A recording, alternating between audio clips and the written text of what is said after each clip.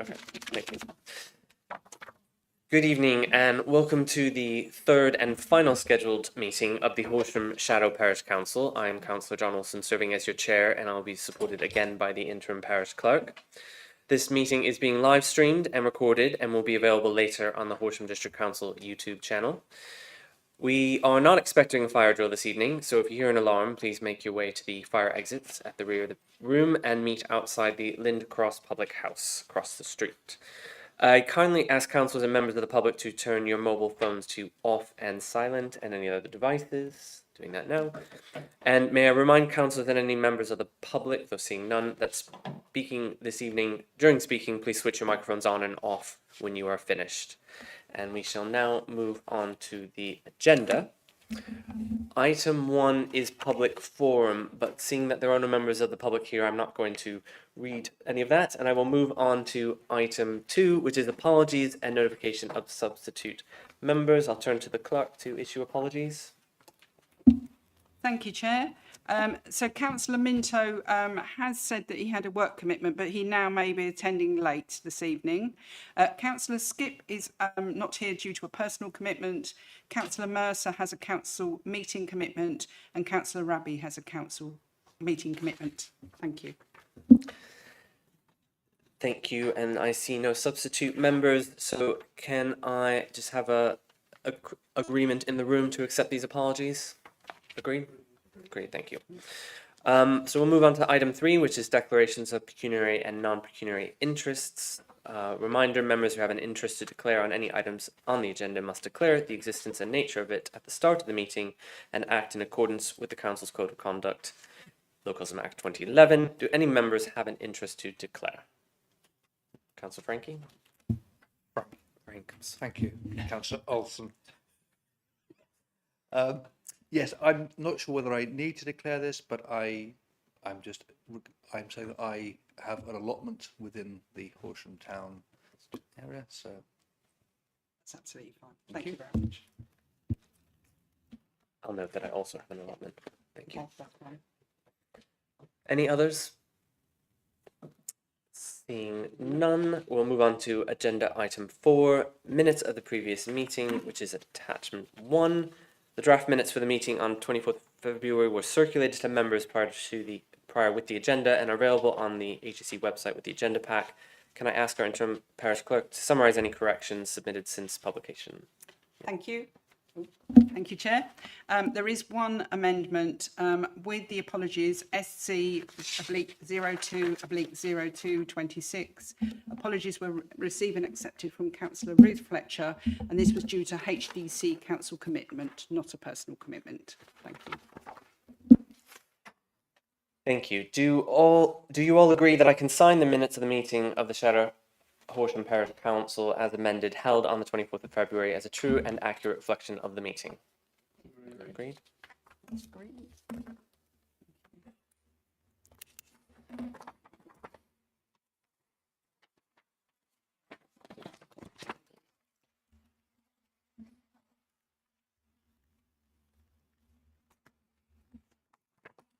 Very much. Thank you. Okay, moving on to item 5, speed indicator devices, and I will turn to the interim clerk to introduce this report and recommendation. Thank you, Chair. As we know, at the last meeting, the speed indicator devices have been discussed with Horsham District Council and with a view to potentially transferring those devices to the new parish council. So I've been asked by the Horsham District Council and obviously members here on the Shadow Council to have this agenda item. And this is just to outline the implications for the Horsham Parish Council with the adoption of these 7 speed indicator devices. So the purpose of the report is to seek your recommendation that the future Parish Council will adopt these existing speed indicator devices currently owned by the neighbourhood councils, enter into and manage any associated maintenance contracts for those devices, and approve and sign an asset transfer agreement to formalise the transfer of the speed indicator devices and associated mounting infrastructure. I won't read all the details, 'cause I'm sure you've all read the report yourself. You've got the summary of the assets, and it just gives you the locations of the speed indicator devices. And then I did seek a maintenance contract estimate quotation, and I've received that. So I've literally just included that to give you an idea of the financial implications as well. And obviously insurance implications. We have already sought the quotation from Zurich. That's been agreed, and they said that the speed indicator devices would be included on the schedule. So there isn't anything else I was going to add, and please, if anyone has comments or questions. Thank you. Councillor Franklin. Yeah, just one. I'm just looking at the frequency of the visits and whether we need to just look at that if that's too much. Thank you. So when I spoke to the maintenance contractor, he said that's what is normal practice, and that's currently what's in place for the neighbourhood councils. So he's assured me that that is the frequency that we would normally have to adhere to. Okay, thank you. Thank you. I just have a question as well. Just you always see something at the last minute. Just and perhaps I could turn to Councillor Sumter. Just returns to the forest SIDS. Is that's correct as of now? One installed, one to be installed, and one not installed yet. I did send an email to say that there are 2 installed. That's what I The other thought. one may or may not happen. Thank you very much. Yes, Councillor Mitchell. Any further information from West Sussex about transferring the licences? No, nothing, but I am assured that the legal team here at Horsham District Council are pursuing, and as soon as they have an update, they will be in contact with me, and I'll be able to update the Shadow Council then as well. Thank you. Councillor Sumter. Just for clarification, what's the position? Because you're being insured, they will be insured from the 1st of April. Because the neighbourhood council currently have insurance. Do we have both running? So there's barely any difference in the premium to include them. So I just felt it was prudent to actually put them onto the schedule straight away, because I wasn't sure if they're all coming together or, you know, with the dissolving of the neighbourhood councils at different times. And I just thought it'd be easier to have it all insured from the 1st of April, and then it doesn't matter. And I won't be adding 1 or 2 speed indicator devices, you know, every few weeks. I thought it'd be easier. Thank you. Yes, Councillor Warwick. Sorry, can you just clarify, are they already on the current existing insurance then, or from the 1st of April? So the insurance will be in place from the 1st of April, yes. Councillor Buffy. My point's a different one, but I think, but they won't actually become the property of the parish council until the first meeting of the parish council. It just means that the cover is already in place, but presumably they wouldn't be able to claim against that cover until May, because it wouldn't be their property until then. I'm getting nods, so I assume that's the case. My only question, because I read some of this at speed, I must confess, we've got attachment 2, appendix 1, referring to a particular SID. Is that there as an example, and there are these agreements that are in place for all of them? Yes, that is an example of the agreement that's currently in place. So it's just to give you an example of what that should look like. But until we've had clarification from the county council, obviously I can't categorically say that it will be identical, but it was to give you an indication. Thank you. Councillor Emery. Sorry, just to follow up on that, in attachment to Appendix 1, point E, remove offensive graffiti within 24 hours and other graffiti within 5 working days of notification.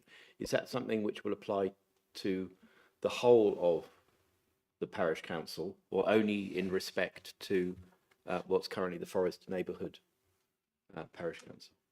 So it will depend on what the terms of the licence is, which I haven't got a copy of yet. So But potentially we could have... potentially, yes, yes. Thank you. Any other questions on the SIDS? Okay, seeing none, I believe we need, I need a proposer to accept the recommendation at number 8 in this report, Councillor Boffey, and a seconder, Councillor Franklin. Thank you very much. All those agreed, please show your hands. Unanimous. Thank you very much. Sorry, can I just clarify? Oh, Chair, was that Councillor Frankie? Franklin. Thank you. Franklin. Thank you. And it's Frank, not Frankie. Thank you. Sorry, Chris. I don't use your surname enough. Right, so we're moving on to item 6 on the agenda, budget update, which is attachment 3. Hopefully, we've all had a chance to look at the budget documents here. I will turn to the parish clerk to introduce the report and also perhaps summarise questions received in advance. Thank you, Chair. So hopefully you've had an opportunity to read the setting summary that I provided for you, and this is recommended for the council approval for financial year 2026-27. There's a draft budget you'll see as Appendix 1 as well, where I've included some actual costs we are aware of now.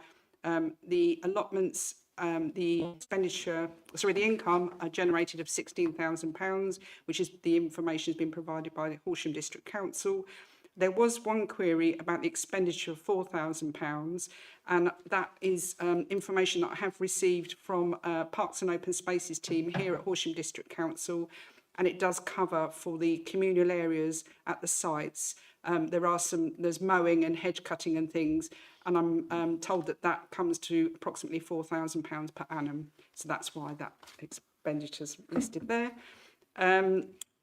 Hopefully the rest of the budget does make sense, but obviously if anyone has any queries, happy to take those. And what I did, I balanced the budget so that we actually have the expenditure and income balanced. So you can see, obviously, there is some money set aside for elections in the earmarked reserves, some general reserves as well, because obviously we are starting from nothing, and a contingency for the first year as well. And I have included the allowances for councillors as well, and obviously that'd be a decision for the new parish council. If there's any questions, I'm happy to answer. Thank you. Councillor Buffy? More an associated point, and I'm kind of slightly embarrassed I don't know the answer to this question, but obviously the precept that individual households pay varies depending on what band they're in, which I can't think of a better way to put it really. HDC collects all of the council tax. Who bears the risk of non-collection for whatever reason? As in, do we literally get a pass through of what they actually collect, or do they pay us the full precept that we do, and then the collection account bears the risk? Thanks. Yes, you're correct. The assumption, the precept is paid in its entirety to the parish council, and obviously the collecting authority, whoever that is, it might be unitary, it might be district, they are the ones that obviously have to ensure that they're pursuing people non-payment. Thank you. I do just want to highlight, of course, under point 6, thank you for clearly stating for the residents who might follow this meeting what that equates to for the first year of the parish council to £15.26 for a band D, and that's an annual charge, and that equates to approximately 4 pence per day, just so that that is clear for everyone who might follow these proceedings. Any other questions? Okay, so the recommendation is that the Shadow Council recommends the draft budget and precept request for adoption by the soon-to-be elected Horsham Parish Council. Can I have a proposer? Councillor Franklin, and a seconder?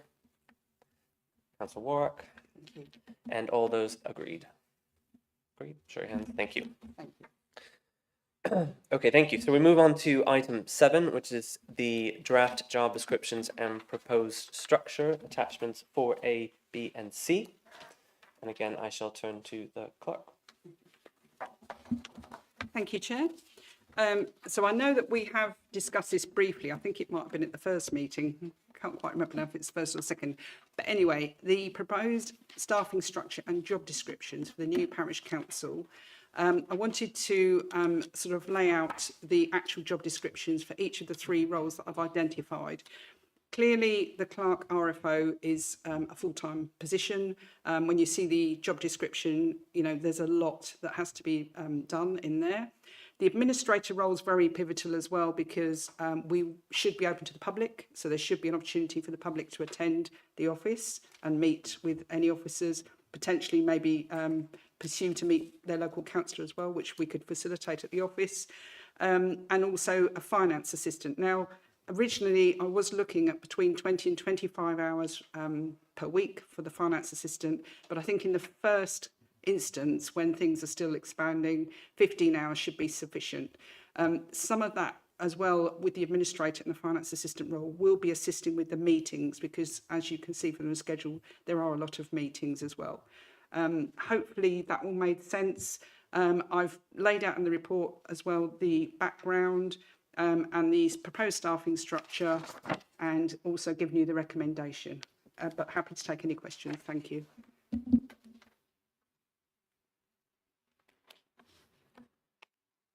Councillor Buffy.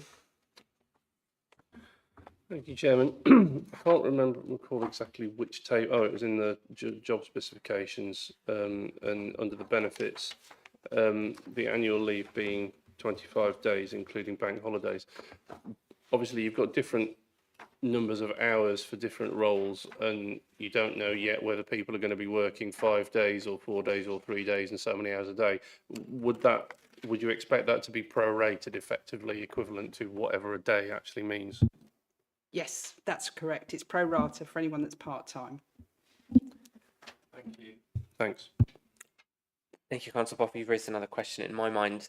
Having looked at employment contracts recently, are the bank holiday and public holidays then also provided pro rata? Do you know?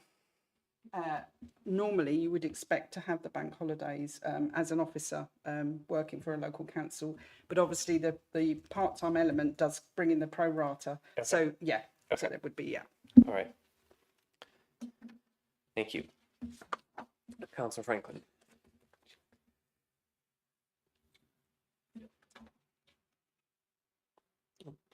I'll have to shout just for clarification. Annual holidays, 25 days, including or excluding bank holidays? Excluding. Yeah, no, so so on, for example, on attachment 4C at the bottom, under the finance assistant, it says 25 days in addition to bank and public holidays, which I understand that will all be pro rata. Any further questions on the job? Oh, sorry. Thank you, Councillor Mitchell.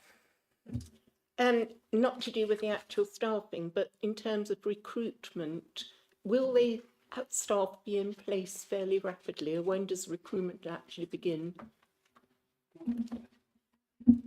So recruitment won't happen until the first, or after the first annual meeting of the parish council. There will need to be at that meeting the election of the councillors that will be on the Human Resources Committee. The Human Resources Committee is scheduled to happen imminently after the full council meeting, and that's where those discussions will take place with the Human Resources Committee about the pay point, or might be a range of pay point for particular roles, and talking about the in-depth part of how those roles will work and as a structure for the council. So the recruitment won't start realistically until June at the earliest, and then it probably would be between mid to late June, depending on obviously other meetings and capacity and things like that, because I will be at the start, I will be working on my own, so I'll have to juggle a lot of things, and recruitment is obviously important, but it will be one of those juggling items. And depending on notice periods, it could be another 3 months before somebody's actually in place. I wouldn't think that is the case for the administrator and the finance assistant. That's usually a month, but certainly the clerk RFO, if they are in a big council, you would normally expect to be giving 3 months notice. So it does depend on who applies and where they are at the time, and so it just depends really on who applies, and obviously the recruitment process will play out, and the members of the new parish council will be part of the interview panel, and looking to appoint the right person. Thank you. Councillor Emery. Thank you, Chairman. I noticed it states that the normal place of work will be the council's offices in Horsham. Are you envisaging permitting flexible working? And if so, what would be the minimum number of days at the council offices? Thank you. So initially, I don't think that is going to be very realistic. It does depend obviously on who it is, because obviously if there are childcare, implications and things, I'm very used to being flexible about things like that. That wouldn't be a stumbling block, but we would need to be open to the public. So it is really making sure that there is cover for meetings and being open to the public as well. But yeah, I'm not saying it's not going to happen, but it's in the first couple of months it's not likely to happen. But yeah, it's not an end of the conversation. Thank you very much. And if I could just follow on from that, I know we've been swiftly moving through all the recommended policies and documents, but I don't recall seeing a flexible working or policy yet, unless I missed it. No, Okay. that isn't mentioned yet. Okay, so that's something that can obviously be added to the agenda post election. Great. Any other questions on this section? Nope, seeing none. Okay, so we need to look at the recommendation. Sorry, I just lost it. So the recommendation was on the page that the Shadow Council notes the structure and job description, endorses the structure, and recommends that the new Parish Council adopt the structure and job descriptions. Can I have a proposer? Thank you, Councillor Emery, and a seconder. Thank you, Councillor Mitchell. All those agreed, please show of hands. And that's again unanimous. Thank you very much. So moving on to the next section, we have 8 various policies and core documents.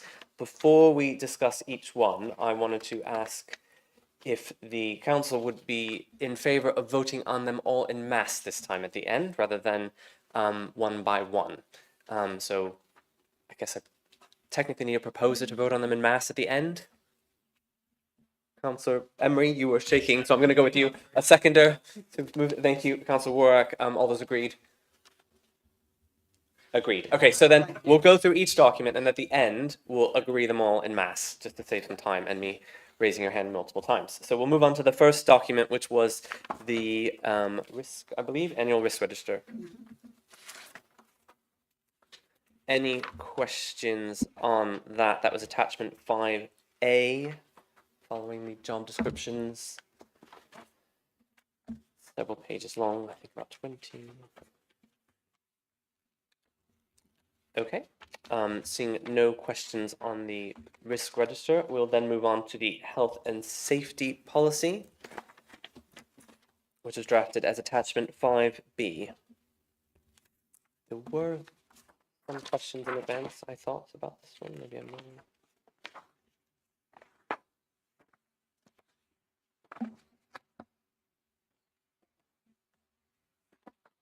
Councillor Mitchell, can I just check? I'm recalling something about asbestos and fire safety. Was that your questions or someone else's questions? Sorry, go ahead. I think, Chair, that because these were shared before the agenda was Okay. published, people had an opportunity to feed into the documents. Okay. So I think those queries have been picked up. Made into this one. Okay, sorry. Apologies going through the attachments. Thank you very much. Okay, so seeing no questions on the health policy, then we'll move on to the expenses and allowance policy. Any further comments or questions on that document?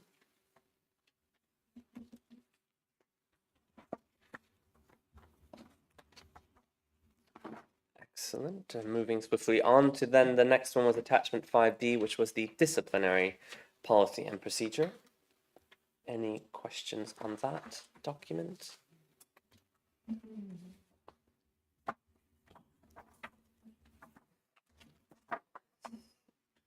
Seeing nothing to note, we'll move on then to the grievance policy and procedure, which was attachment 5E.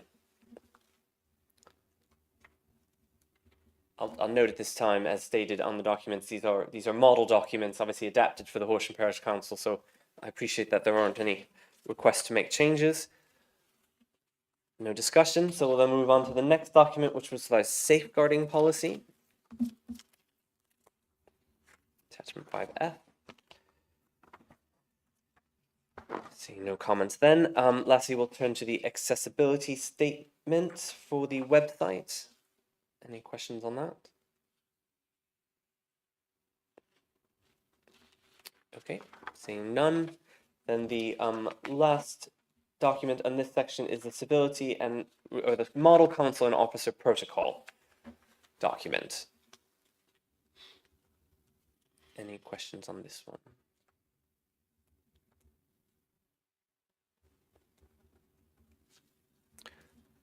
Yes, Councillor Buffy. I mean, it's not really a question specific to this one or anything, but it's just for anyone thinking, oh, we're just waving everything through. It's just to reiterate again the point that they're model documents, but we are essentially recommending these model documents to the full council for adoption at that point, at which point they will then be re-scrutinised and any issues raised and any amendments made. So for anyone watching, this is not the last bite of the cherry on this one, but they are model documents and I'm comfortable with them. Great, thank you. And I believe this last one was one that we had specifically asked for be included, the officer council protocol at a previous meeting, or it came up in the discussion if I recall. Yeah. Okay, so that is the last of the documents in that section. So there is a recommendation then here to adopt the documents to recommend that they be adopted by the Horsham Parish Council following election. Can I have a proposer? Councillor John Steele, thank you very much. And a seconder, Councillor Emery. Perfect. All those agreed? Show of hands. Thank you very much. That is unanimous. Sorry, Chair, can I ask who proposed? Sorry, that was John Steele. Thank you.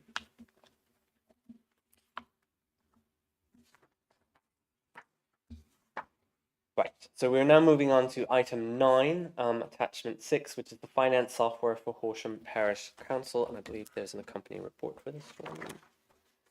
I'll turn to the chair. Thank you very much, Chair.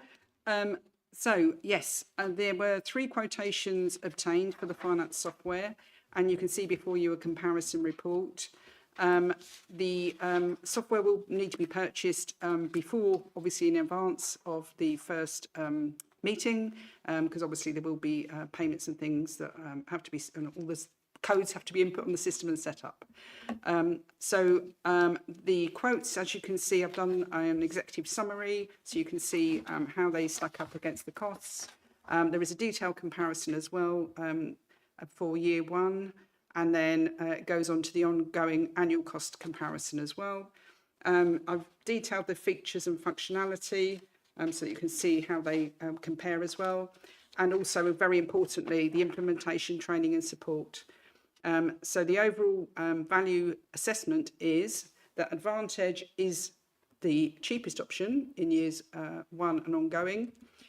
Scribe is the mid-range cost, but does offer major workflow benefits, and Rialtus RBS is the most expensive. And I'll just read through to my recommendation.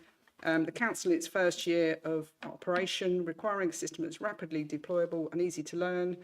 I'll be onboarding approximately, well, it will be 18 new councillors. I don't know if they'll all be new, but some may be. And that creates a need for unlimited training and simple user access. The income and expenditure accounting is required, which Scribe does automate effectively. And Scribe does specifically address reduced administration burden, automated AGAR and VAT returns, and does support remote working requirements as well. There are also scalable modules for future services such as allotments if required. So after reviewing all the 3 quotes, Scribe does, in my opinion, deliver the strongest combination: cost effectiveness, ease of onboarding, comprehensive support, legislative compliance, cloud accessibility and scalability for future council operations. Thank you, Chair. Thank you. Are there any questions on the software? Councillor Buffy? Could I just ask if the interim clerk has experience of using any of these systems yourself in the past, and what your experience of them was, if that's the case? Yes, I have experience of using all 3. I don't want to be too negative, but the cheaper option is definitely not very user-friendly at all.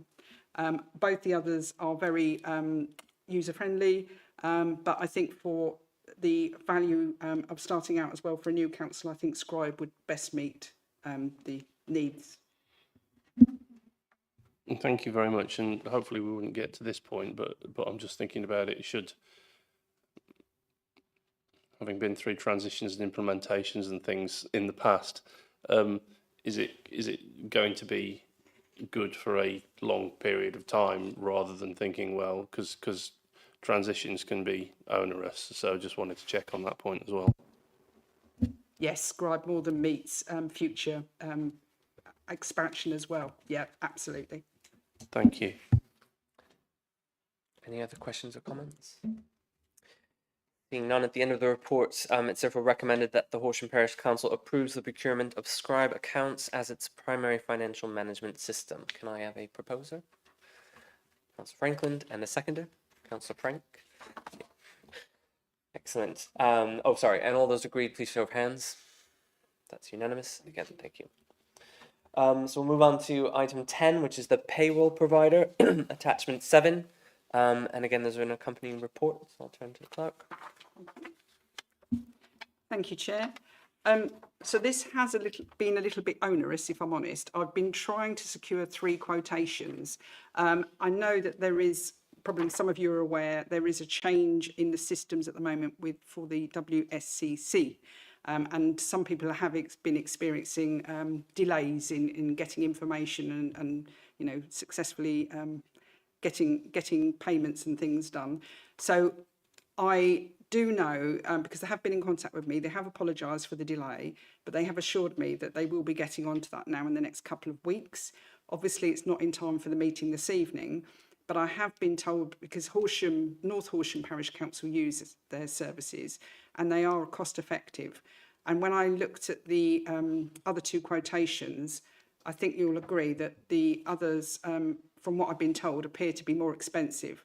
So because I don't necessarily need that decision this evening, I was going to suggest that maybe we ought to delay that decision, and then that's something that I could bring to the new parish council for a decision once I have a firm quotation from the 3rd provider. And happy to take any comments if you don't agree with that proposal. Thank you. Councillor Fletcher.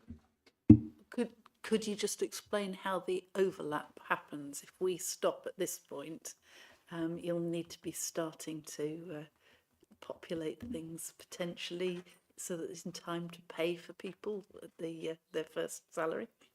Yes, so obviously to start with, I'll be the only person that's employed to start with. So I'm not talking about delaying very long at all. I'm talking about the first council meeting of the new parish council, a decision, and it can be, you know, swiftly done. All they need is the information for PAYE, and they can literally take that on in a week or something like that. It's not a very long period to lead in to set up. And as there'll be only one person on the payroll at the time, it won't be difficult for them to do. So I'm not suggesting starting with somebody else. What I'm suggesting is delaying that decision, because at the moment we don't have a firm quotation. The other option you could do is to give me delegated authority. If you wanted me to actually go with West Sussex County Council, once they give me a firm quotation, if it's below a certain amount of money, I don't know, but that's probably not, it's a bit complex. But at the moment, I think it's not imperative that we have this before the first parish council meeting, and because WSCC have assured me this week that they will get me a quote in 2 weeks' time, I don't know whether you feel it prudent to go with one of the others, but it might be more cost effective to wait for West Sussex County Council. Councillor Sumter. West Sussex County Council may no longer exist in, 2 years' time? Will that affect if you were having to go with them? So I don't know what's going to happen, because obviously with all the services, with all the county council and the district council, nobody knows what's going to happen. And I do know that there are other local councils in the Horsham area that use WSCC. North Horsham Parish Council certainly does, and she highly recommended them. So really it's a bit of not unknown at the moment. And if you did have 2 years with them, it wouldn't be a problem to change to another provider. But it might be that you've got that cost saving for 2 years is all I'm saying. But, you know, I don't have a preference for any of them. It's just really thinking about, you know, making that budget this year really stretch as far as we can. Could I just clarify the process, just in comparison to the last recommendation or the last agenda item? Of course, we were recommending that the future parish council adopts a piece of software. Yes. So, are we not? Sorry, no, we are using that. That software is going to be onboarded and used. It's a bit like we The scribe. Yes, because that it will be absolutely needed before the first meeting, because obviously you know, we're setting up the bank account and I need to put all the codes on the system. So that will be part of the setup costs that Okay. the district council are meeting. Okay. As likewise, the insurance, we needed that for the 1st of April and things like that. But this payroll provider service isn't imperative. Okay. I mean, it's very useful once you've got the staff on board, because obviously once you've got 3 members of staff, you know, it's pensions, it's, you know, all those working out tax and everything else, it's quite time consuming. But actually with just one person, you know, that I can do that to start with, but it's not something that obviously I think should be continued long term. No, understood. And ideally, you would have the payroll system to start before the elected parish council can choose it. Yes. So Yes. obviously, Yeah, okay. So basically, it's going to be tricky because the bank account cannot be opened until the elections happen, Yeah. because we need the signatories on the account, and that will have to be wet signatures on pieces of paper. So the first meeting will be very long meeting, and people will be asked to stay behind after the meeting to sign things, and So, and basically, until that meeting happens, the precept request cannot go to Horsham District Council. So it's all going to be very tight. It's all going to have to happen in a week or 2 weeks. I'm just trying to gauge a comfort level about delegation. That's why I'm just checking real quick. So, and then with the 3 options, 1 costs outstanding, effectively though, would all 3 be in budget based on the numbers you provided earlier? Yes. So hypothetically, if we did agree to a delegated authority, whichever you chose would not be exceeding the budget that we've recommended as well. That's correct. Okay. I would very much like to entertain. Councillor Buffy. So, just a little bit of context I'd like to get on this. Well, for one thing, actually, a piece of information. The delay at West Sussex County Council, is the interim clerk aware, is this essentially a result of the Oracle implementation at West Sussex County Council, which is ongoing? Okay, so that's why. And then I'm just sort of thinking in terms of risk associated with not having it ready yet. I think, bearing in mind that what the interim clerk said earlier about the fact that we're not going to be even advertising for staff until mid-June, that takes away some of the risk. And I think, am I correct in thinking, in terms of your position, interim clerk, essentially you are employed or by the district council essentially at the moment, so that is handled by Horsham District Council for the time being. So we're not under actual, life or death pressure to have this in place by the time of the May meeting. It's not going to really cause that much of a delay. I think that being the case, and the situation being ongoing with one of the providers, I would be comfortable deferring it until the first meeting, but I realise other councillors might have other views. Thank you.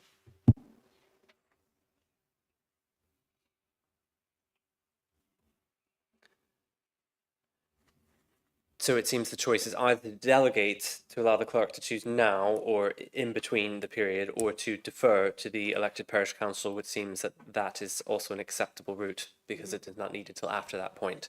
Yep. So, yes, Councillor Frankie. I mean, having heard from both what you, I think, were about to say, and also what Councillor Buffy intimated about or said about the Oracle services at West Sussex, I mean, is that I see the benefits of just giving delegation powers to you to do it if it's all within budget. But is there something that you feel that is going to be difficult with the Oracle services, which would be problematic, yes. Councillor Buff. Um, it will get sorted in the end because it has to be. Because there's, I don't know, thousands and thousands of people employed by West Sussex County Council, so it will get fixed. But, you know, we don't necessarily have the information at the moment. I think it's a 50-50. You could go either way, really, on this one, I would say. It just depends what people are more comfortable with. And as for the 2 year, what will happen after 2 years, I think it's likely, given the scale of the implementation of Oracle at West Sussex County Council. I hope I'm not saying anything that should be viewed as confidential, but if it's one unitary, it'll definitely be Oracle. If it's 2 unitaries, I think they're going to go for 2 separate instances of Oracle. So it's pretty likely that the Oracle system is what's going to carry on for quite some years. So I'm not concerned about the 2-year issue. So it really just depends on whether people want to delegate the decision now or whether they want to make the decision based on actual information, which I think we think we will have by the time of the May meeting.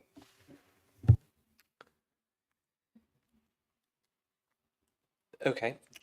Well, seeing that there's little risk to postponing, it seems that maybe I'm reading the room that the preferred option would be to defer a decision until the elected council. So if that's the case, could I have a proposer for deferring?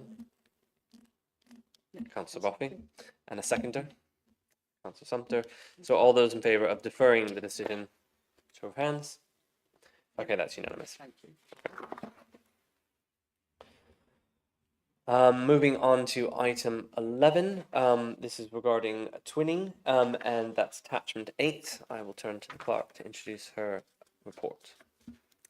Thank you, Chair. So I know Councillor Buffy is aware of this. There is going to be a visit on the 4th, between the 4th and the 8th of June this year. And I have been in touch with Horsham Twinning Association, and the visit is going to be from Horsham's twin town, I don't know how to pronounce this, thank you, Lager, thank you, in Germany. There is no expectation of any financial support, because obviously we know we've got a very tight budget this year, but it is again an opportunity for the new parish council to engage with the Twinning Association and visitors, and it's a cultural, civic and social link between Horsham and its twin towns. I don't have any actual programme yet because it's very much waiting for the Twinning Association to update me, but they have told me as soon as they have some firm details they will be sharing that, and they have got a website which I've included as well if anyone's interested to have a look. And I do think this is a nice opportunity for the new parish council to be involved in a civic role. So that was my report. Thank you, Chair. Any comments or questions? Anyone who's had experience with the Horsham Twinning Association, perhaps? Councillor Emery? Yes, as former president of the association, I would fully endorse them and would fully endorse this paper and recommend it to members. Thank you, Councillor Emery. Councillor Fletcher? Likewise, I wanted to say that as somebody whose children have benefited from the Twinning Association with exchanges that have gone on whilst they were at school, and also the annual competitions they used to hold for translation, I support supporting the Twinning Association. Thank you. And Councillor Buffy? Thank you, Chair. I actually met with some representatives of the Twinning Association in another capacity last week to do with this visit. I know the interim clerk met them as well briefly.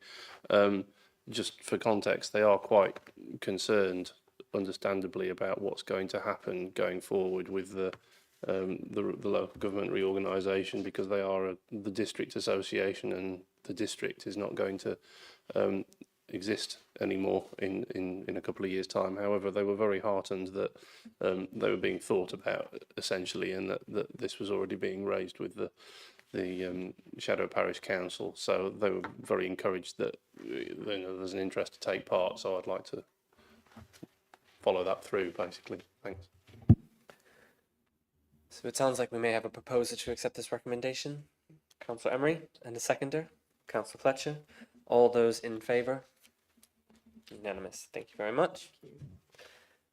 So we'll move on to item 12, which is the internal auditor for the new parish council, and I will turn to the interim clerk for the report. Thank you, Chair. So the report, there isn't a comparison. Internal auditors, actually, they are few and far between. There was a very, very accomplished person that retired literally 2 years ago. And the role that I had at the time, I really looked into lots of options. Mulberry Local Authority services are by far the most prevalent in local councils, and they certainly, I didn't know that they had such an established service in Kent that they're providing, sorry, not in Kent, Horsham, and certainly North Horsham Parish Council do use them.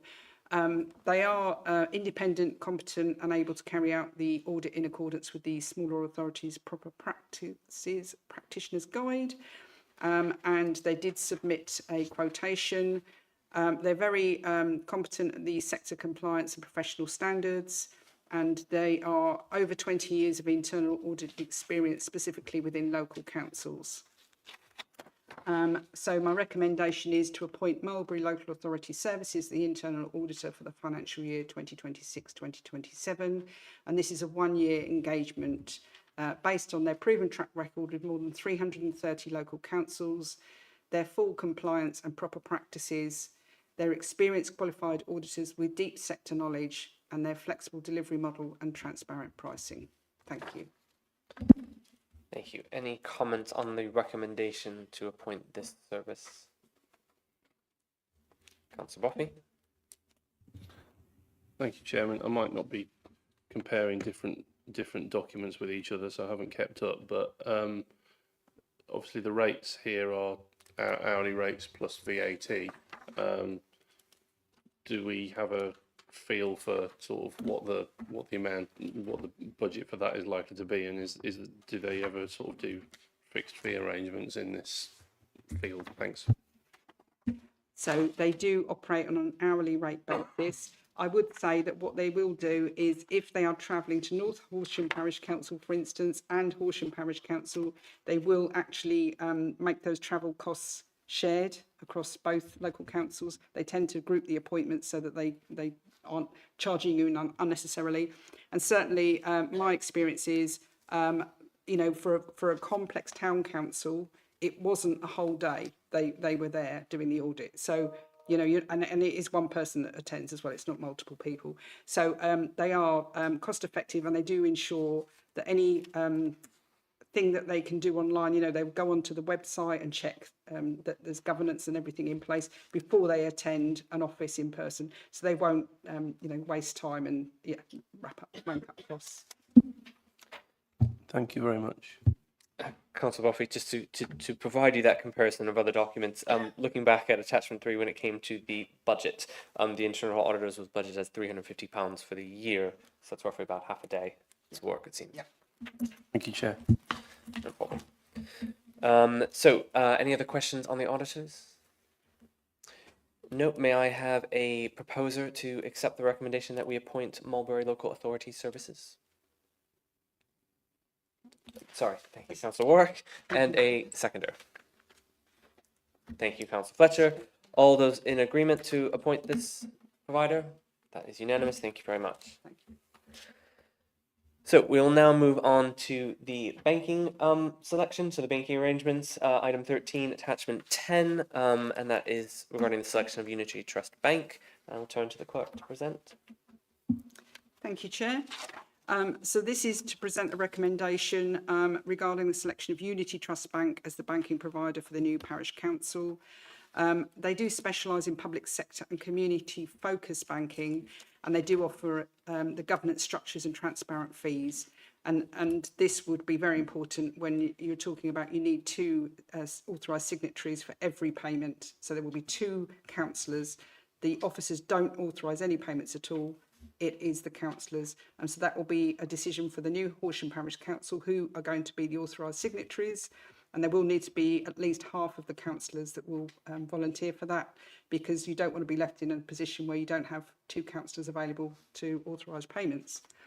The because of the way it works with the tiers, because it's over £100,000 per annum, the turnover, it will be tier 2, and the monthly fee is £6 plus 15 pence per transaction. And I know that there was a query about how much approximately we would expect in the start about the transactions. It's a bit difficult to say, but there's not likely to be many transactions to start with. And certainly once the account's open, that can be monitored by the Finance and General Purposes Committee. They can keep an eye on the fees and make sure that they're not excessive.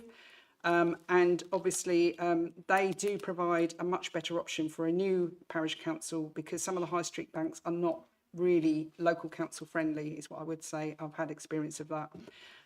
The transaction charges, I say, are clear, and they do have a strong mandate control processes in place. The advantages I've listed as well. So my recommendation is to approve Unity Trust as the parish council's banking provider. And obviously after the council starts expanding, if they have the threshold where they've got too much money in one account, they will certainly have to consider other banks as well, because you want to make sure that you're protected, your money. So I'm not saying that this is the only bank that the new parish council will use. I'm sure it won't be. But I think as a starting opportunity, this is definitely the best provider. Thank you, Chair. Thank you, Clerk.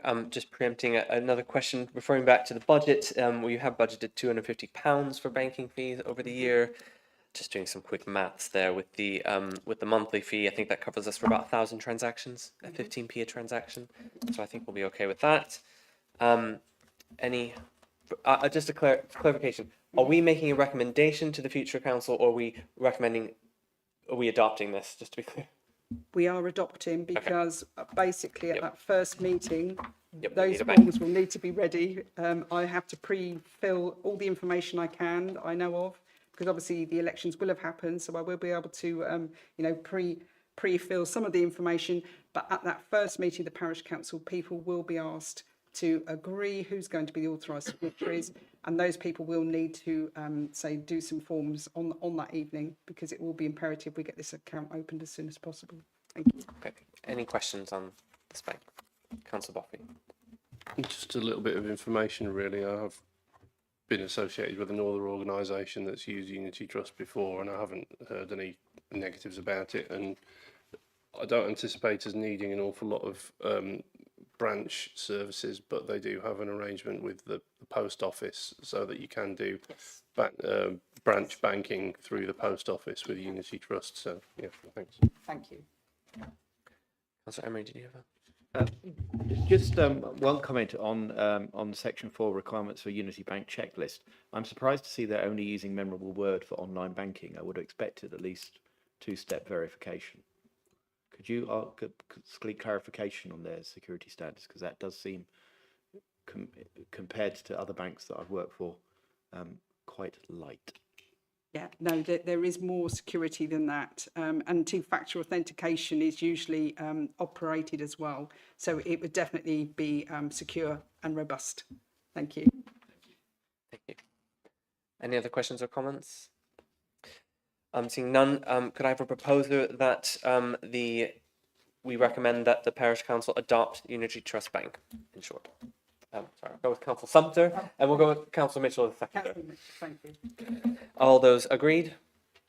That's unanimous again. Thank you very much. We'll move on to item 14, which is the Community Engagement Strategy and Communications Attachment 11, which has an accompanying report. So I will turn to the interim chair again. Thank you, Chair. So this is just the draft Community Engagement and Communication Strategy, and this is for recommendation to Horsham Parish Council. It was just to present a comprehensive, compliant and future-ready strategy for your consideration, with a view to this being formally adopted after the elections. Obviously, everyone knows effective engagement is really important, especially with it being a new parish council. So this hopefully will put some groundwork down so that we can build on that once the election happens. I won't read all the information, but I did include a draft resolution that the Horsham Parish Shadow Council recommends that this strategy for adoption by the newly elected Horsham Parish Council, this is version 1, at the first meeting after the elections, and then instruct me to undertake the preparatory governance, compliance and actions outlined in the accompanying report. Yes, because I did a draft of the strategy. Yep, so hopefully, if you've got any questions, though, please ask away. Thank you. I will just refer again to the budget and attachment 3, just to note that there is a budget line for community engagement and newsletter. It is not a massive budget line, but in discussion with the clerk, the ability to actually produce and get multiple newsletters out by the parish council in its first year might be limited anyhow.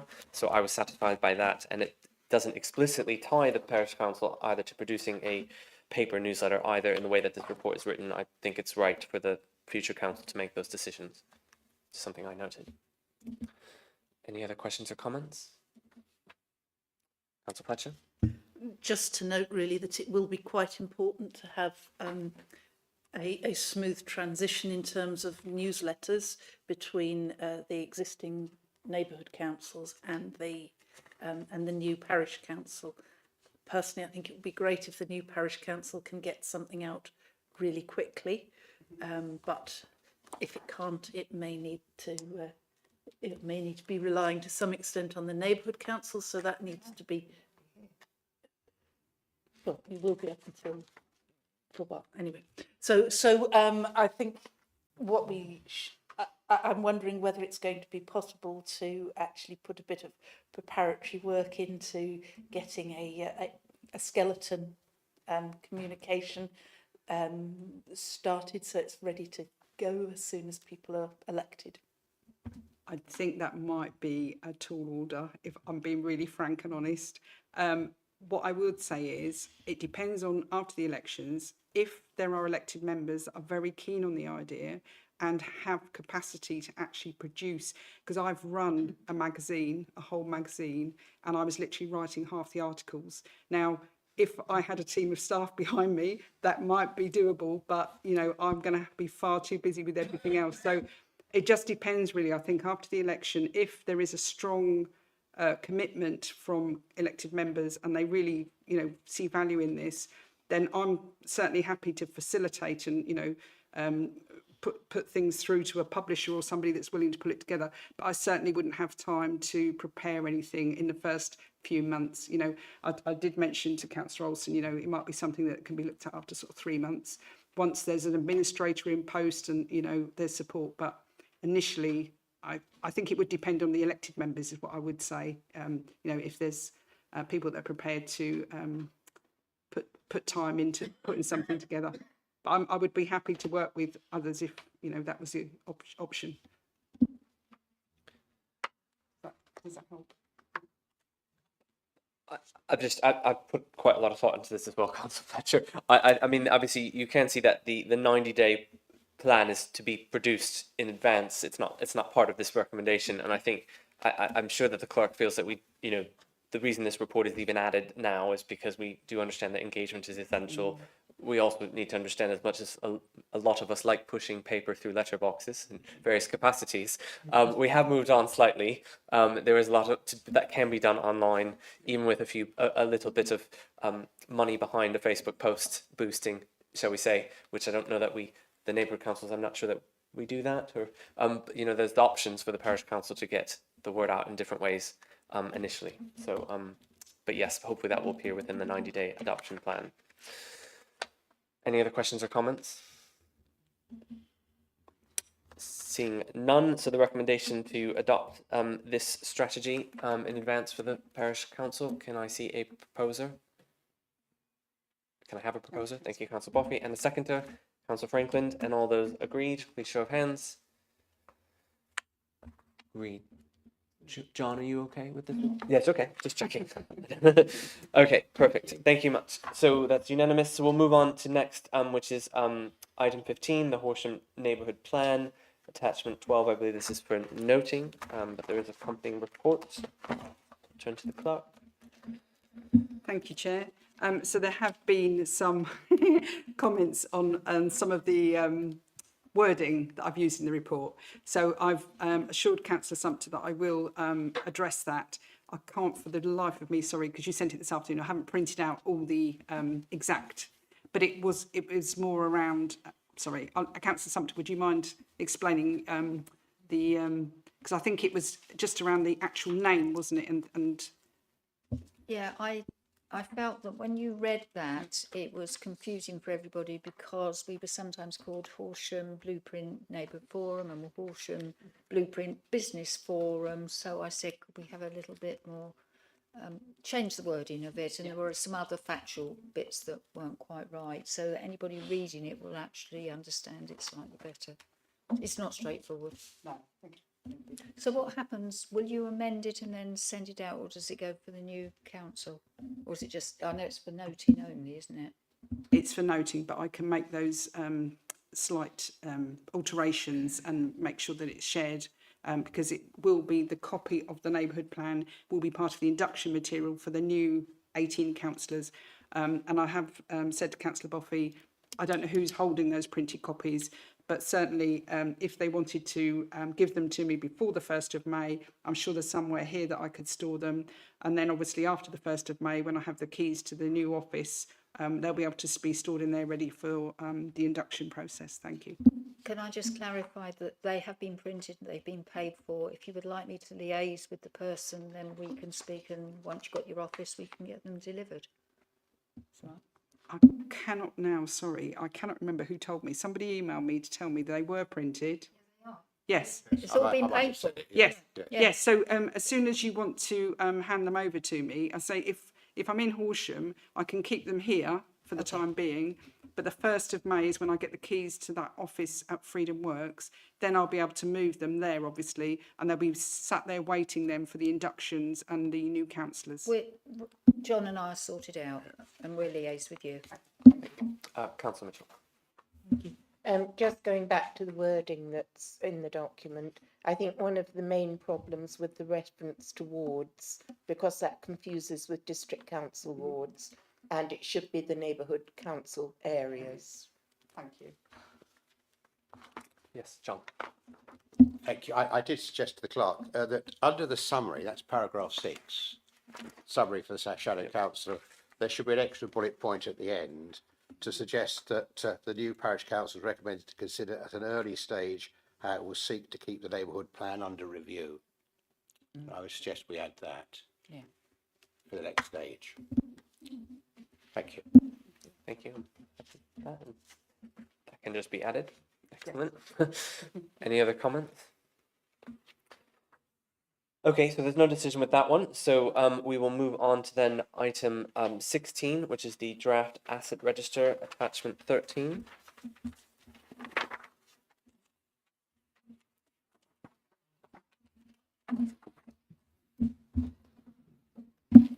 Thank you, Chair. So this is a living document, and obviously it's been prepared with the knowledge that I have at the moment in terms of the allotments I know will be definitely transferring to the new parish council. The indications are the speed indicator devices should be as well. And then there are 4 notice boards that I am aware of that would be coming across as well. A bench, I was told, on a football field, a picnic table in a recreation ground, and I've had the offer of 1 gazebo and I don't know if it's 2 or 3 display boards. Sorry, I think we need to have a discussion about that because they're not substantial. That's absolutely fine, thank you. I'll remove those for now and yeah, thank you. Any other? Yes, Councillor Sumpter. I believe I sent a note about our gun. Does that go on there or later? That would go on later because, yeah, we haven't had... Clarified. No. It. Sorry, it's a speed gun. A speed gun. Not a...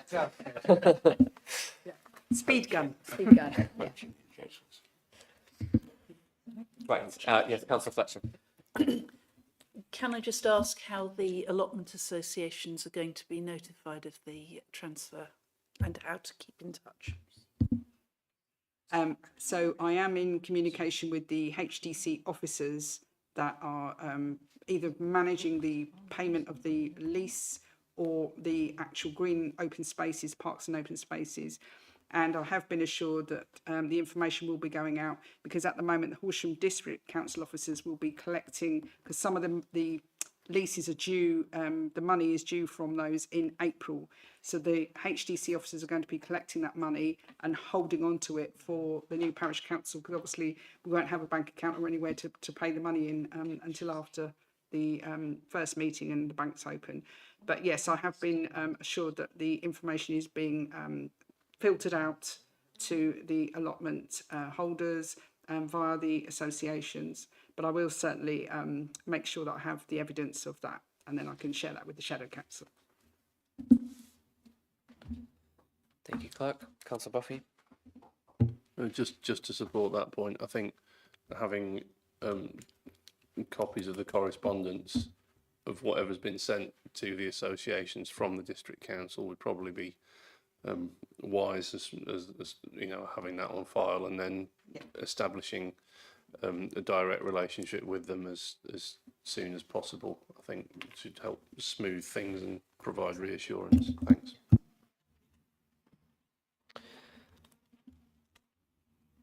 Thank you. Just regard to that transfer of money and payment, we just noting that for an action to be reviewed by the future parish council to make sure that money has flowed from HCC back to the parish council. Sorry, Chair, you're talking about the allotment Yes, income. the allotment, yeah. Yeah, yes, so that will all be communicated to the new parish council, obviously.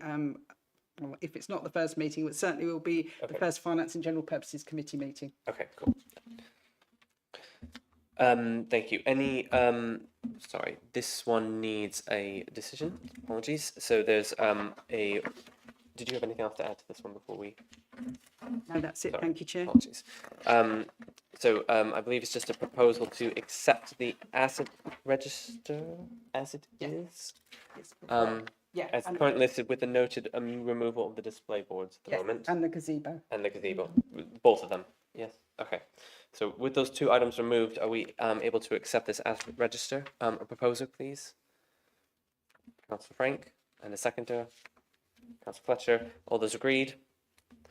That's unanimous, thank you very much. So moving on then to item 17, the transitional arrangements for Horsham Parish Council, that's attachment 14. This also has an accompanying report, so I will hand to the clerk again. Thank you, Chair. So this was just really to map out exactly what the transitional arrangements will be and give an idea of the timeline as well.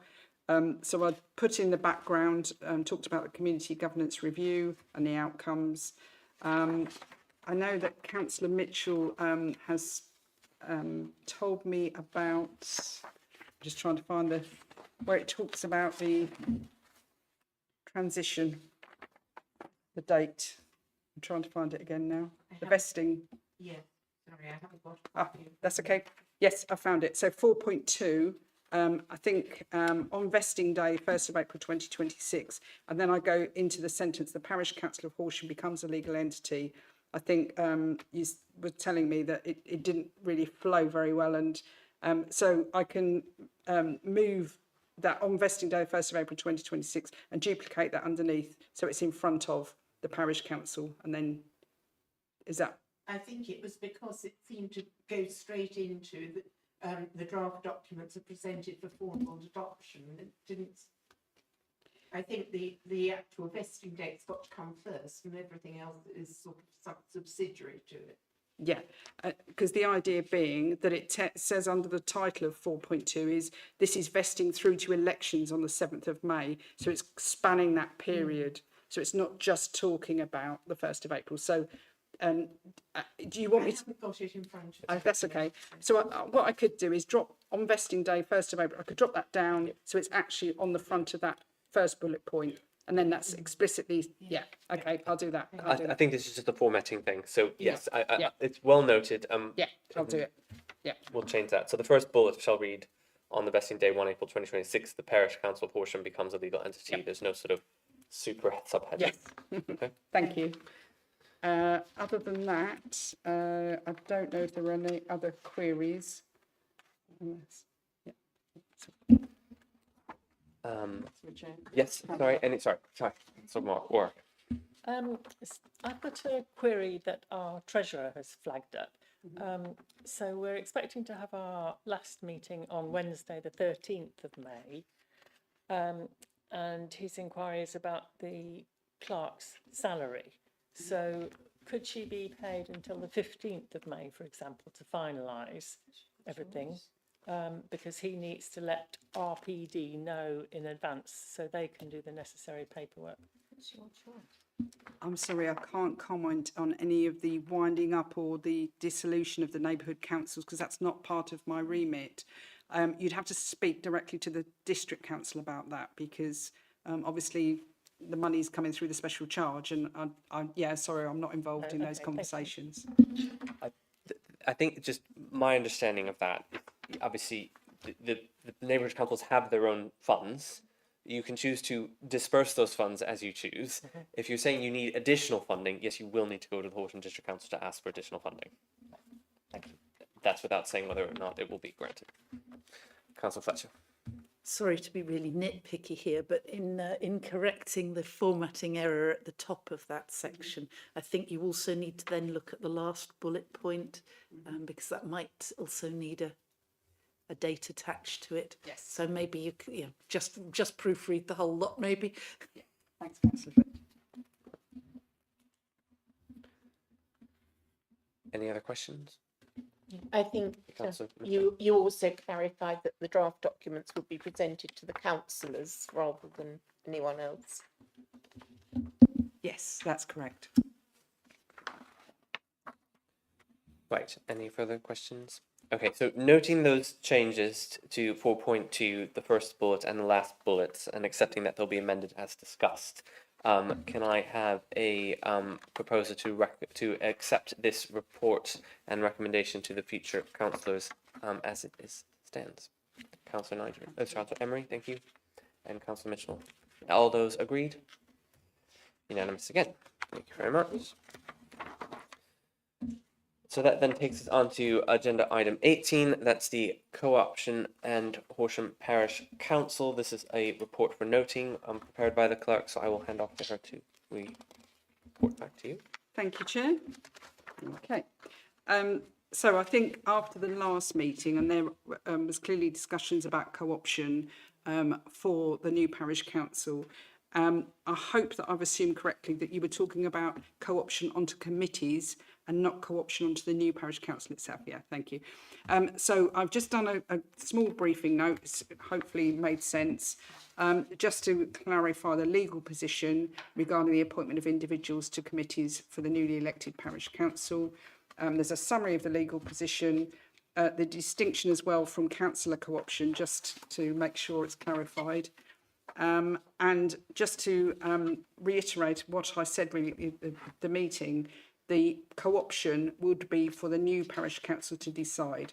So if what I'm used to doing is there would be almost like a short job description. If you had a committee where the elected members felt that they had a skill set that they really thought would be helpful, it could be the planning committee. They, not enough of the elected members have planning backgrounds or that skill set. They might feel that it would be really helpful to co-opt, one or two individuals onto that committee. So they could come up with a sort of a wish list of skills that they think would be helpful, and they could actually advertise out to the community. That's the sort of thing you can do. You don't have to do that. There could be, people on that planning committee that know of individuals who they think would be very helpful. So there are options, but it would be for the new parish council to decide. The shadow council nor I can, preempt or persuade anybody to co-opt a particular person or individuals, and it would be for them to decide. I hope that is helpful. Thank you, Chair. Any further questions on the co-option background paper? Okay. On that, is there a, sorry, this one's just for noting, isn't it? Yes. Okay, thank you very much. So we can, seeing no questions, we'll move on to the next, which is the interim Horsham Parish Council logo. That's under attachment 16. I'll turn to the chair, but I would like to comment after maybe she introduces what has been done. Thank you, Chair. So because there has been talk, and I know it was at the first meeting, it seems a long time ago now, but we were talking about logos, and the crest that historically has been used in Horsham, I know cannot now be used. So I just thought it would be useful to have an identity for the new council. So this is a temporary logo that I'm proposing, that obviously once the elections happen, it will be for the newly elected councillors. You know, if they don't like this, they may come up with something else. But I think just to have an identity to start with, it's really important. You know, obviously we've got the website being developed at the moment and things like that. So we do need really something. So this was just a very simple black and white, so it's neutral. And basically one of the HTC officers helped me, because obviously it's a bit of a graphic design, which, you know, it's not one of my skills. So yeah, it's designed in the idea neutrality, simplicity, clarity and flexibility. So hopefully you'll agree. And so it's a temporary option at the moment. It could continue after June if the new council, you know, don't want to change it in a hurry. But it was just a proposal that I brought to the Shadow Council. Thank you. Thank you. I just wanted to add that from my perspective, I think not providing anything that leads to a foregone conclusion of what the identity, because really logos are about identity. I was a part, I realized that Councillor Sumter's had to leave, but one of my first enjoyable activities at Forest Neighbourhood Council was helping them to design a new logo. I didn't design it personally, but going out for them to create a new identity that was something that as a council, you know, was good to do. So I'm really quite satisfied that we're not sort of providing something that the new and the first elected council have to use, but rather that they'll get to choose and be involved in the process to develop their own identity. So that's just my comment. Councillor Fletcher. Two comments. The first one is that when you have a website and you've got a tab open, you get, I've forgotten the technical name, but you get the little mini logo. Favicon. Yeah, come up. Are we going to have one of those alongside? Because the writing in there is probably a bit small for that. Yes. So yeah, so the I've sent this in preparation to the website design team to say I'm waiting for the decision this evening, but just to give them an idea of what they're working with, and obviously they'll incorporate that into. So we get something like an H in it or something that's small enough. Yeah. Okay. And the second question is, is whether you can just explain to us the situation about the crest and make sure that that's ready to be passed on to the future councillors, so they have a briefing on how that's working or not. So I do know that it's something to do with the heraldry. There's some stipulation it cannot be used, and someone else said that it would clash as well with others in Horsham. People use part of it already. But I've got some emails. I can dig out because I must be very honest, I haven't now stored all that information in my mind, but I've certainly, one of the councillors here on Horsham District was very helpful indeed. And his name, thank you, Councillor Boffer, you know who he is. Councillor Brooks, it's something to do with, yes, as you can imagine, something to do with a grant of arms coming from the College of Arms, and they do run different price points of how this works. He was actually interviewed once for, I don't know, Dragon Pursuivant or something, or whatever they are at the Royal College of Arms, so yes, he's familiar with some of these things, but there is a cost associated with having a new coat of arms granted. So yeah. So really, just to confirm, what I'd request is that we at the least collate the information that we've got, so it's ready there in an easily handable over pack to the future councillors. Yes, it certainly would form part of any report as well for the new council, because obviously they need all that information. But I do know it was very expensive indeed, the process. And that was where I said that there wasn't a budget for this year at all for anything like that. You know, it's far too expensive. But obviously it's something that can be looked into once the new parish council is formed. And that's why I think it's important to have some temporary logo in place. Thank you. Councillor Frank. I'm sorry. I'm just, sorry, a question very much from the position of ignorance here. I'm aware that the crest behind you there and will disappear because the Horsham District Council will disappear, but the lion aspect of the crest in terms of, I presume that is something associated with Horsham historically. It's just that will be able to be deployed potentially at a later date for us. So that's one of the HDC officers told me, because I sort of figured on that as part of it as well. But that is used apparently by 2 or 3 other groups in Horsham. And I was told it's probably be too confusing. People would start confusing one organisation with the other. But certainly that will all be explored much more fully, and for the new parish council, and obviously any information and that I've already gathered will be part of that report, and they will have, you know, as much information as I can gather. No, that's great. Yeah. Thank you. And it would also be for the future council to accept that there is similarities to Yes. existing logos and Yes. choose one that is similar anyways, Yes. but that will be up Yeah. for them to make that Exactly. decision. Councillor Ward. I'm just looking at the one up on the wall there, and it's got curved corners on the box, with the lion. That makes it look slightly more like a logo than just a text box. If you've just got text in a square box, it could be just a text box. So just having the corners on it, or maybe a thicker border, would make it look slightly more like a logo. Just a comment. I'll let you. Do you want to respond? Do you want me to respond? I can give opinion, but Yeah, I don't really have an opinion, to be honest. I mean, I could speak to the HDC officer, because what you're saying is rather than being square corner, it'd be a rounded corner. Okay, I'll ask the HDC officer. my counter to that, which I think you're right, visually does look nice, but again, that then lends you to what HGC has done, and I think we're at length to establish that the future parish council is separate to HGC. So that's one argument I would say to not round the corners, but that would just be my personal opinion. Councillor Emery. Just for clarification, it's a proposal that the font is the same as the font of Horsham District Council, because I'm looking at this and looking at that and looking at this and this and that, and I cannot work out for the life of me whether it is indeed the same font. And secondly, whether is the proposal that it would be black on white or white on black, as you could. So where the words Horsham Parish Council appears on a white background, it would be in black, monochrome.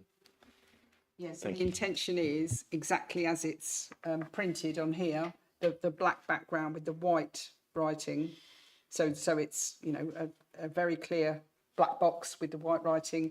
As to the font, I'm sorry, I don't know what that font is, and I don't know what Horsham District Council font is either, but I could certainly find out from the HDC officer that did it for me. Yeah, thank you. The only, sorry, go on. Sorry, John. I was just going to say, I suggest we just accept it as it's proposed and move on and let the council chew over it.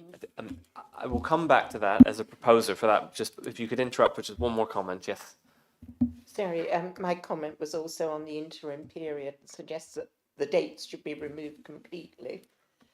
Because I think you're going to be in a situation where we don't know whether it's going to be Horsham Parish Council or Horsham Town Council. And we certainly don't want to go through 3 logos in a short period of time. So it's going to be up to the new parish council, as is at the moment, to decide what its logo should be and what its name should be. Yeah, please. So the decision about whether or not the Horsham Parish Council would like to be known as the Horsham Town Council will be on the first agenda of that meeting. So that will be a decision the Parish Council will make at their first meeting. because, like you, there is no point in waiting 6 months. That's a decision that I'm sure there will be an appetite for, is what I'm hearing. But obviously we don't know, because we don't know if the 18 people that will be elected, if they'll be of that opinion. But certainly that will be on the agenda with a report to explain the pros and cons, and it will be a decision for the new parish council. And then following from there, obviously then the logo could be further down the agenda. So, that it wouldn't be difficult to manage that on the same meeting. Could I just follow up? I think that my query, and thank you for raising this, Councillor Mitchell, is just because the formal recommendation in the report does say the interim period and lists a period April to June. Just to be clear, there's nothing stopping the future parish council to either create a new one in between that period or to extend that period later. No, So this is sort of just a gap filler in the document, I would. Exactly. I just wondered whether April to June was necessary, or whether it can just be for the interim period.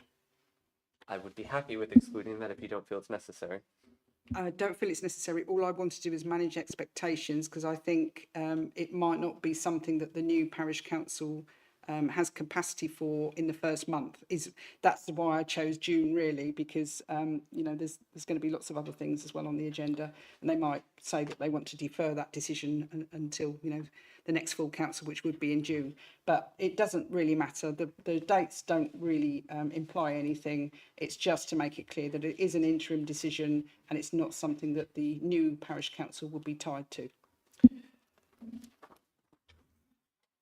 Okay, to summarise the discussion, what I would like to suggest, because it doesn't sound like, well, it does include dates, they're not that limiting. And I believe that, John Still, you have also proposed, because this is a recommendation to adopt this logo for immediate use. So to go back now to ask for any design changes, we don't have the capacity to sort of meet again. So I believe you've made a practical suggestion. I believe you're proposing to adopt the recommendation as listed. Is there a seconder for that? I'll go with Councillor Fletcher. So you do not need to support the logo, but for those that are willing to accept the logo as it is for this interim period, which may or may not be shortened or extended, could I have a show of hands? Okay, that is unanimous, noting the absence of Councillor Sumter. Thank you. Moving on then to item 20 on the agenda, which is the proposed meeting schedule. That's attachment 17. And I have one comment, but I'll let the clerk introduce that, but you hopefully have seen it. Thank you, Chair. So I listed the proposed meeting dates. Obviously, this schedule will come before the newly elected parish council. They obviously won't be able to change the 19th of May because that will be their first meeting. But obviously, once they get into the flow of the meetings, if all 18 councillors felt that they wanted to meet on a Friday evening, for instance, then that would be their decision, and they can change the dates on the schedule. I've added in some of the sort of civic dates as well that I know are usually supported by a parish or town council. For instance, Armed Forces Day, Battle of Britain Day is another one. I don't know if that's something that happens is supporting. Yep, brilliant. That's what I thought. Remembrance Sunday, obviously very important. Armistice Day, and obviously we go round as well because we have to have the annual parish town meeting. So that is not a council meeting, that is a meeting for the electorate to come along, meet their new councillors, and it's the 27th of May, so it's not too long after the elections. And I've got to confirm the venue because I'm not sure yet where we can hold that. I'm hoping Park Barn. The other issue I've come up against is that Park Barn, after the 30th of September, will no longer be available because there is going to be a Christmas pantomime and there's going to be some refurbishment. So St Mary's Barn, I'm told, would be available on a Thursday evening. So it might be by the time the first election meeting happens that those dates will have to move to Thursdays anyway, if it is St Mary's Barn that is the only venue I can identify. There is another potential as well for the smaller committee meetings. There is next door to Freedom Works, there is the Quaker House, and it does have 2 rooms that it hires. The largest room is actually hired out every evening apart from Saturday evening. I don't think any elected members would want to have a meeting on a Saturday. So I've looked at the rig room, which is a smaller of the rooms. That is actually having some refurbishment as well in April. But it might be, once it's finished, it might be potentially large enough for the smaller committee meetings. So I'm not saying there won't be able to be full council meetings there, but there may be able to be the small committees, which would be helpful because it's only next door, and hopefully, you know, it'll be available on different evenings rather than being tied to a Thursday or a Friday evening. So that's the updates I had since this has been published, but happy to take any other questions or queries. Thank you. Councillor Franklin, and then we'll go to Fletcher. Yeah, thanks. I don't know if you're aware, 19th of May, there is a HTC Planning Committee meeting evening, so you might have some clashes of availability depending on the time of that proposed meeting. Thank you. Councillor Franklin, just because you weren't on the mic, just to say he was highlighting that there is a potential clash with the first meeting of the council and the planning committee of Horsham District Council.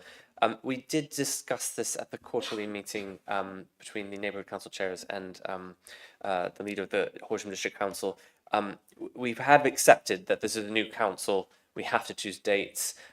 Obviously, there are people that may be wanting to stand for the election to town council that have not seen these dates yet either. And then we just have to accept that there are people that might not be able to either make the first meeting or several meetings. But I think that we just need to move on. And also one of the other things in terms of, obviously, the interim clerk has tried to keep the location as the same venue wherever possible, but at the same point, not having tied the parish council to a single venue and have taking a lease for the year, in one way also offers flexibility to move the meetings around. But again, we don't necessarily want to do that at this point. I think that's for the parish council, once elected, to make the decisions with the consultation of the clerk on what's feasible. But I think this is the best we can do for now. But Councillor Fletcher. Quite a minor point, but I think when thinking of the future parish councillors, it might be helpful if the dates actually also specified the day of the week, Yes. so it's clearly visible. Thank you. Yes, I think the majority of them on the first page of Tuesdays. Actually, well, that's a minor point. For anyone probably looking at running for the parish council and understanding the workload, could we get that added before and it updated on the website of the parish council, the Shaw Parish Council pages on the HCC website? Yes, I can do that. Yes, absolutely. All right, thank you. Councillor Emery. Just one further civic event, which I'm sure the council will be interested in, which is the children's fair and the march through the town. And The children's parade. The children's parade is a very important part. And the And it would be Rotary lovely Fund to Day. see the parish council being involved in that. Does anyone know that off the top of their head? It's It's in June, isn't it? I can't remember the exact date in June. Thank you. Yes, any local dates that you are all aware of, please do let me know, because that's something I wouldn't know. Thank you. Just for the clerk, or I know you're not from Horsham, it's run by the Rotary. Well, it's two-pronged event, and the Rotary Club has sort of a stalls all across the green. And actually, seeing that well, I know it's been taken off the register, but there may not be a gazebo for the going. It would be a great thing for the new council to actually have a stand Yes. in Horsham Park for the Horsham Fund Day to educate the electorate as to what's still going on with the changes of governance. So thank you for flagging that, Councillor Emery. Councillor Buffy. From memory, I believe it's the first Sunday in July. I remember distinctly attending it on the 7th of July 2024 for reasons some will be aware. Thanks.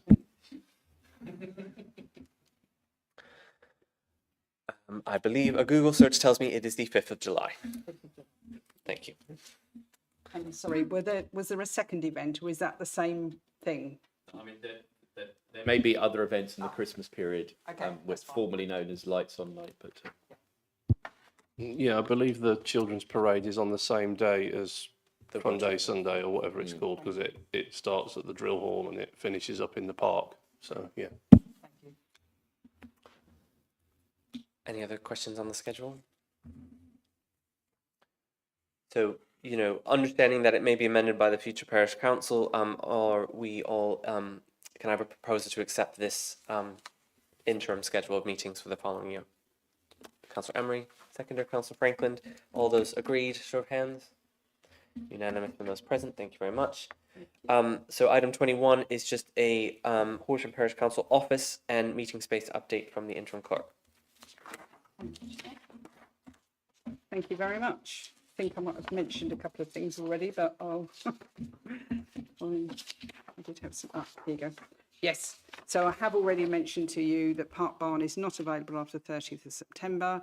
St Mary's Barn is the most viable option, but they can only do a Thursday evening. So those meetings potentially for full council would move to Thursdays. But I'm going to get that clarified if I can't find any other venues by the time the first parish council meeting.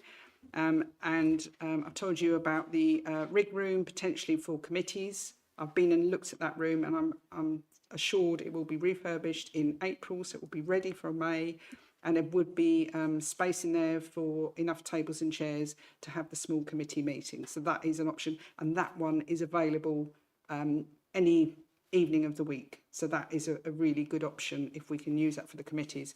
Also, just to confirm that HDC have actually signed the agreement for Freedom Works for the office.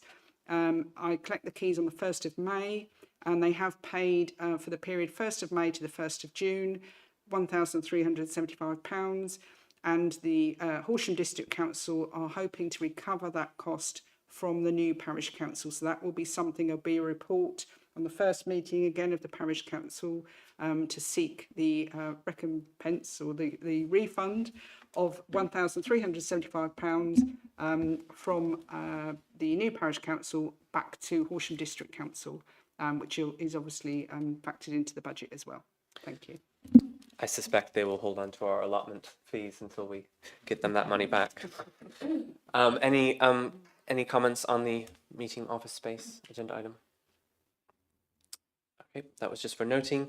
We'll turn to correspondence. Item 22 of the agenda. This was for members to report any correspondence they'd received from within their area regarding the Shadow Council that might be relevant to the Parish Council.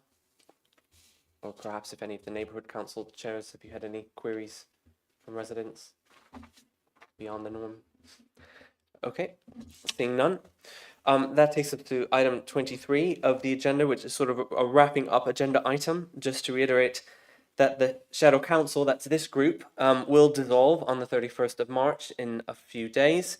And then the Horsham Parish Council will be formally constituted on the 1st of April 2026. However, before we close, I would like to take a moment to thank everyone on this body for fulfilling their duties to prep for the future Horsham Parish Council, but I would also like to especially thank the interim parish clerk, who has done a mountain of work and papers that hopefully will benefit the future parish council, and I hope we could all just dispense with formalities and a round of applause, so thank you. I don't know if anyone else has any further comments to add at this point. I will open the floor.